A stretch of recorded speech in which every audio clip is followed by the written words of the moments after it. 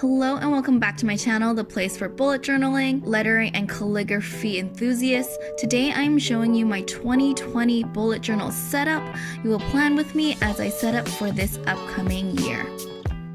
My face is not going to be in this video because it has taken already a super long time to film this, and I wanted to get this video as soon as possible, as this video will be coming out probably after the holidays. I hope you all had a wonderful time with your family and friends, because I know I probably would have. So let's get to it. The first bit I'm going to show you is my bullet journaling migration. So I write down all the things that I am planning to move from my 2019 bullet journal and some new pages that I want in my 2020. So my theme for this year is perspective. I have some page ideas that I write that I think will be very useful for me, and I actually went on to my Instagram for some other suggestions. I do this every year and I think it is super helpful. It is once I have the ideas of what pages I want to create, I write each of the page ideas and themes onto a post-it note. Once I have all the post-its written out, I take my new bullet journal, which is the Leuchtturm for this year, in a nice emerald green. I put these pages written on these post-it notes onto the pages, and I get to order and organize how I want to have for each page without having to go back and forth erasing if I didn't like the order. This way I get to do it and flip through and have a feel of how the pages will be before I actually draw into it, and then it's just an easy way to plan. The very first page that I create in my new bullet journal is my key. So I use actually basically the same thing that I did from last year. I found that it's helped me quite a bit and I really like the look and layout of it. I still write that in even though this is my third year doing it. Sometimes I forget what symbols and things are, and it's a really good and easy way for me to just keep track and help me get organized.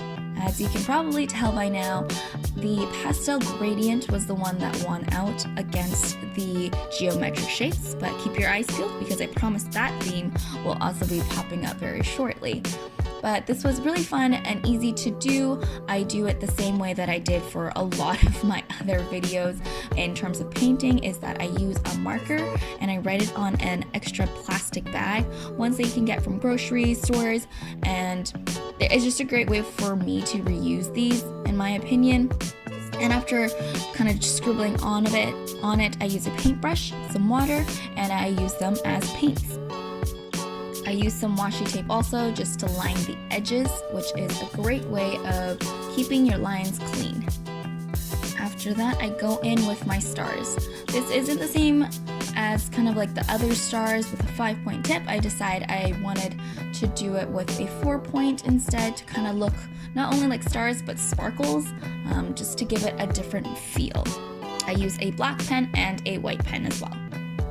The next page is my grid spacing cheat sheet, which is arguably the most useful page I would say that has been created. I followed this from Amanda Rach Lee, and I actually decided to expand it this year to create it into a full 2-page spread.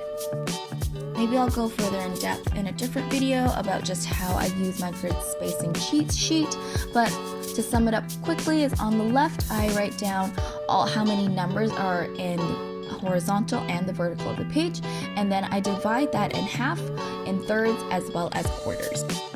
I go right up to the edge with my dividing numbers, so the half, quarter, and thirds, because I found that that's the easiest for me to see when I'm actually flipping back and forth and using the grid.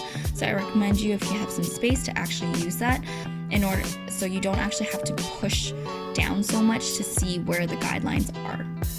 The page next to it is where I decided to measure out exactly the amount of dots whenever I am dividing my page. So I have a half, a quarter, a thirds, as well as 2 boxes, 3 boxes, and 4 boxes, both in the horizontal and vertical layout. I found that last year while I was setting up my pages, I always end up counting how many pages are in between, even with the guidelines, because sometimes you just can't see it. So it's really helpful so that I can just turn and look and see how many dots are in each section so that I don't have to recount it. I finished the titles off with some simple gradient background. I decided that I wanted kind of a blend instead of having both to look the same. Similar to the page right next to it, I also label the quarter mark, the halfway mark, as well as the third mark right to the edge of the page. The next here, my next two pages spreads are my future log, both for my first half of the year as well as the second half. I didn't end up using as much of my future log as I wish I did in my previous one, so I'm really going to make an effort to do it.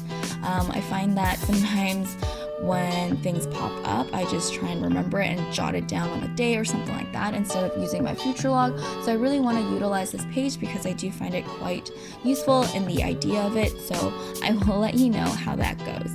The layout, I just actually used the same one that I did last year. It's quite minimalist, and I found that I really like that, and it's very easy to see and find things. So that's exactly what I did for my future log for this year as well.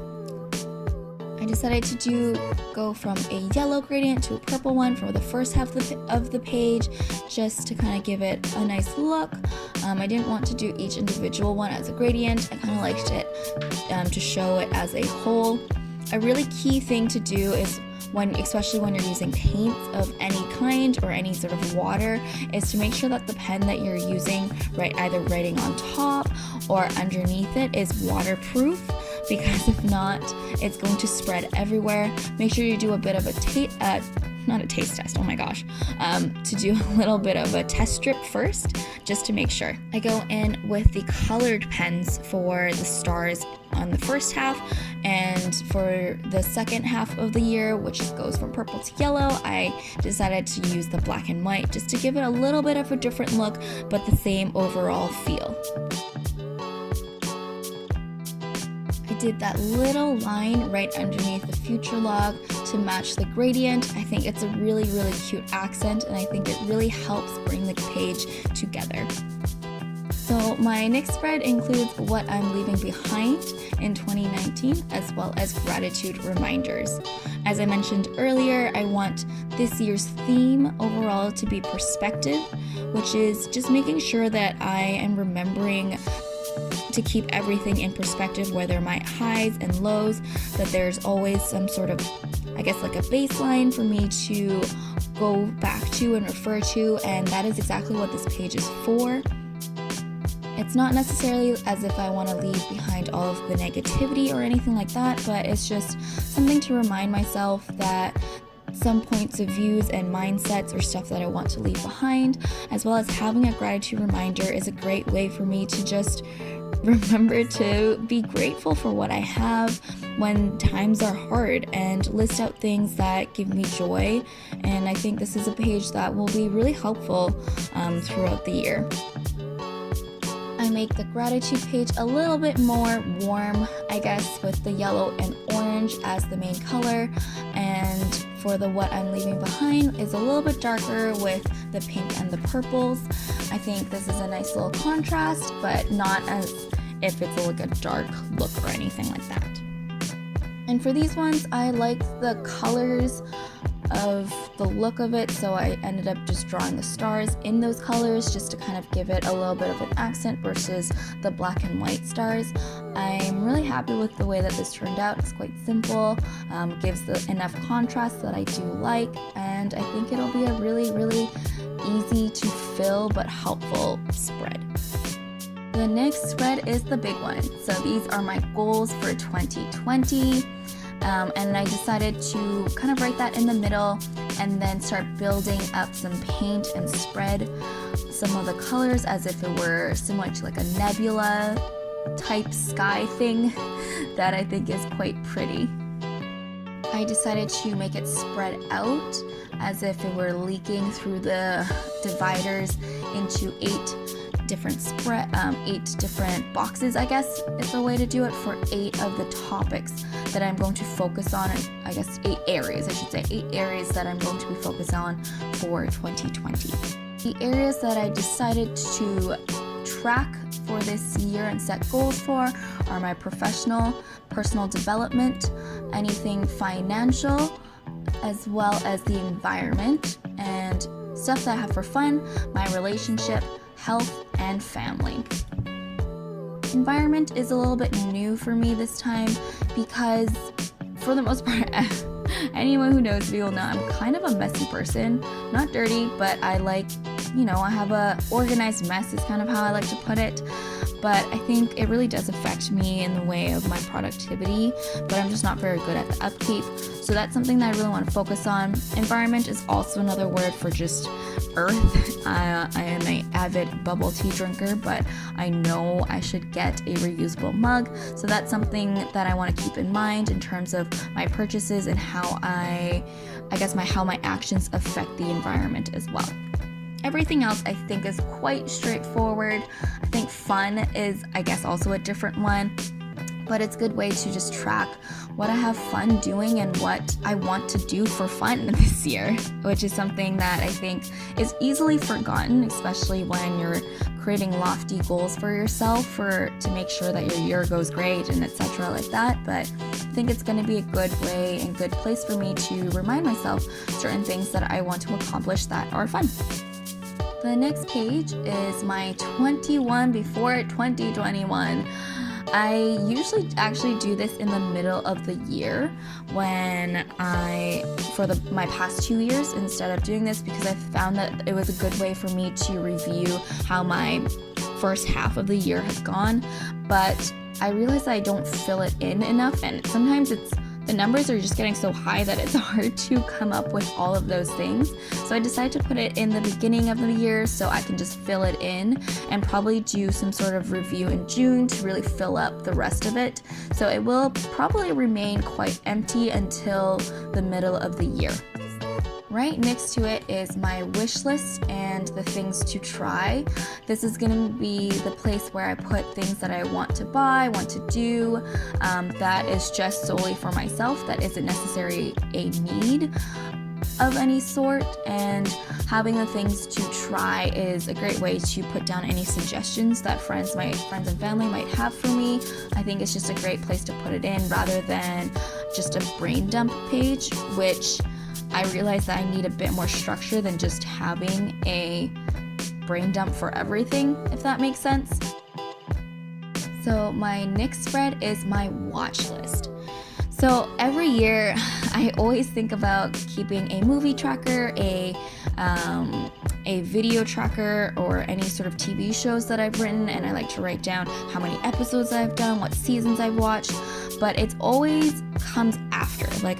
It's only after I finish watching something or watching a bunch that I'm like, oh, I should really create a tracker of some sort. And at that point, it's not really a tracker as much as a look back at what I've watched.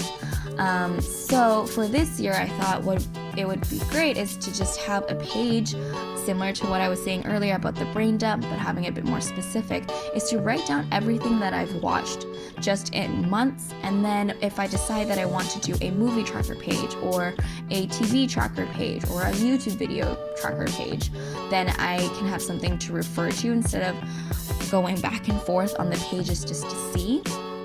So yeah, I'm hoping that this page will be really helpful and also gives me a little less, pressure in terms of trying to create a beautiful page and spread that is also accurate. I decided to just box everything out and split them into months. And what I decided to do to track in terms of my watch list are movies that I've seen in the theater, movies that I'm watching at home, whether it's on Netflix or anything like that. I'm going to track the television TV shows that I'm following. There are a few that I am going to watch once the season comes or once it's on Netflix, so I'm pretty excited for that. As well as I'm going to actually track my YouTube. Every year I actually write down some of the top YouTubers that I end up watching, but it's always easier to recall the more recent ones. So I think for YouTube, I'm going to write down maybe the most watched YouTuber that I tended to watch for each month, just to kind of give myself a theme, because of, or not really a theme, just something to track of who I've watched the most, because I do, if I find a new YouTuber, I tend to binge watch their videos. I don't know if that's just me or if anyone else does that, but hopefully this page will help. I go in with some black and white stars, and I actually paint in my key for my movie, for my watch list. And I titled this Masterlist, and I actually create a gradient drop shadow, which I think is kind of cute and quite easy to do, and just elevates the page just a little bit more. My next page, very similar to the previous one, as you can see, are filled with boxes. So what I decided for this particular page is to paint in the titles for where my months are going to be in a different kind of gradient-like pattern. And for my title, I actually decide to box in a colored box where I am going to write, wait for it, this is my listen master list. So for this one, I decided to track all of what I am listening to, so that's my podcast, and what songs and musicians that I tend to gravitate towards during each month. I'm actually thinking of adding a reading list for this as well, even though I know it's not necessarily listening, but it could be from a form of audiobooks. And I'm not much of an avid reader, which I know I should be working on, but I think just having it in here will help me just track which books I am reading, and I do have a few that I'm quite excited to start, so this might be it for where I'm putting it. I didn't create a page just really for any of my reading ones, but we'll see. But yeah, so that's just, I guess it's just rambling thought process of possibly this is also going to be my reading master list, is what I am trying to say. All right, we are getting closer and closer to the end. So this one here is going to be my dance tracker, and it is also the first time I have created a Dutch door type spread. This is the first time that I've ever done anything like this, and I'm quite excited and happy with the way that it turned out. I did just use I guess it's like a box cutter thing, and cut out the edges for where my flap and my Dutch door is going to be. For those of you who don't know what a Dutch door is, I'm not gonna be the best at explaining it. There are tons of YouTube videos about it and teaching you what it does. But basically it's to keep the same page the same, but adding extra pages. That makes sense. So it's basically adding a flap in the middle, so that when you flip, it's still the same theme. So in this case, it's still my dance tracker when I am flipping through between the months.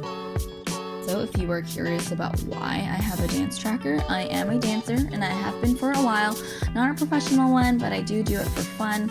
Something that I have been doing in my dailies is actually just writing down whenever I do have dance and who's teaching it, and if I do know the song, I write down the song as well. And I realized that I think it would be really fun to actually be able to see it as a year in the glance and have a space to write down everything instead of just having it as a dance tracker about like what day I dance. I think this is a great way for me to see exactly what kind of style, what kind of genre of dance and music that I dance to throughout the year. If you're not a dancer, this is also a great page for any sort of other ideas, I guess, of things that you wanted to write about. So for example, something I could think of is when you have a sports practice, maybe what you focused on during that day. If you do any type of cooking, if you have wanting to track down what kind of meals you've done throughout the year that were your favorite. This is also an easy tracker to create and use to track just little things that you want to add extra notes about. For this one, I also did not use washi tape to make the guides between the columns, but I still think it looks pretty good and quite natural looking. As you can see, most of the column is just a solid color, so I wanted to do strips of gradients instead, so something a little bit different just to switch it up a bit. Do quite like the way it looked.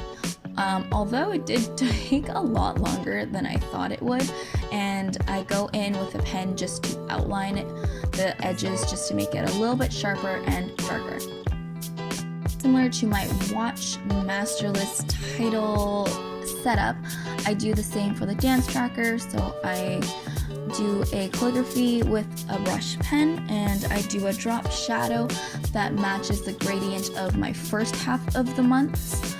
First half of the year, so my January to June months, as well as I go in with the stars that actually match the latter half of the month. So it's kind of a nice little mixture so that it works with both pages.